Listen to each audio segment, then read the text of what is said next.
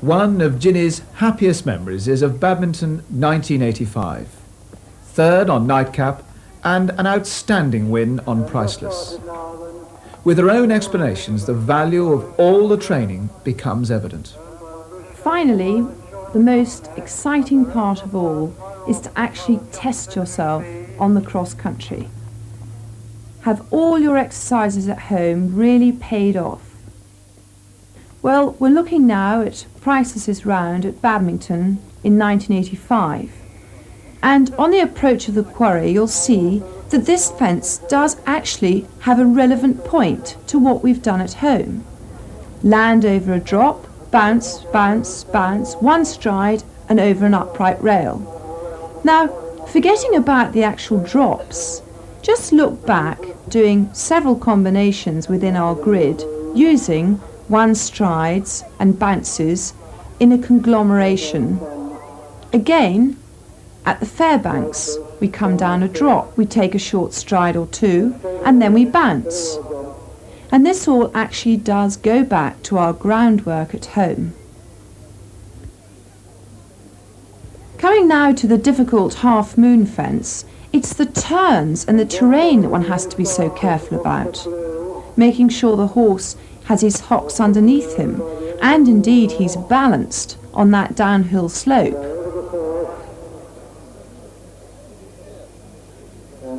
And then finally approaching the dreaded water fence, again we've got a problem, we've got a turn, we've got a bounce, then forward through the water, and indeed a bounce out of water.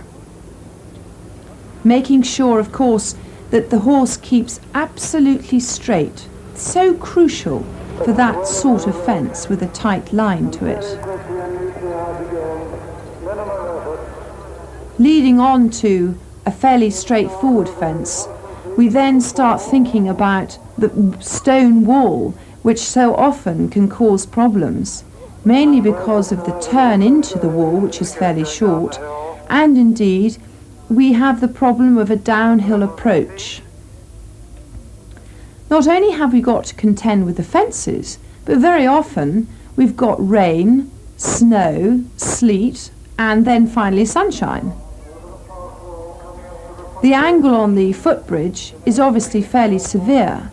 Got a fairly sharp turn before the fence, and a very straight line has to be taken in order to be accurate to jump the fence successfully. Obviously the lines on these fences were gained by walking the course, not once, not twice, but perhaps 3 or 4 times. You have to know exactly where you are. You have to actually know every virtual blade of grass when you go around that course in order to be as accurate as you should be to take the quick routes. The Vicarage V, another very difficult angle that one has to be absolutely accurate, otherwise you can certainly land in that ditch pretty quickly. Oxford Blue now coming onto the keeper's brush, fence 8. So as one gallops along, the second you've landed over a fence, you think, what's the next fence? Where have I got to be? Am I the right side of the ropes? Am I the left side of the ropes? Where's my line? What speed am I going? How fast should I be? How slow should I be? Coming now down towards these 2 rather large hedges, you can see I'm right over by the railings, but if I hadn't been there, I wouldn't be straight to jump these fences that had rather an awkward distance in between. Approaching the stone walls, this line took a great deal of sorting out. A very, very tight turn in between. So one had to be absolutely sure that you were right. Straight on the first, turn as you land, slightly angle the second, turn as you land, and that jolly corner coming up had to be just right.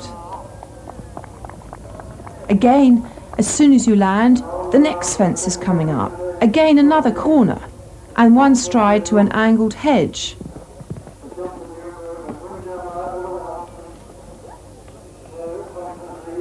On a course such as Badminton, there's absolutely no let-up for the rider or horse. You've got to be absolutely sure where you're going, each fence has got a question, and unless you ride it properly, you're not going to succeed in jumping the whole course clear. One could never say they're necessarily traps, but you have to use your brain and you have to make sure you know exactly what's happening. Coming now down to the two corners, this is a very tricky fence, again for straightness.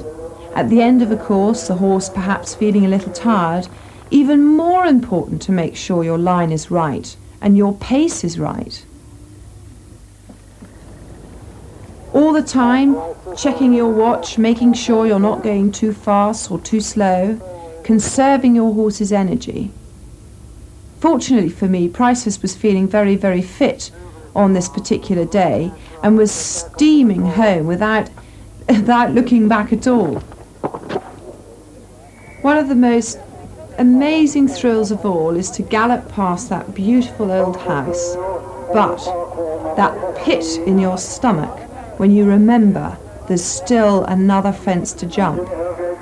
I don't believe in bad luck, but I must confess, you do need that little bit of good luck.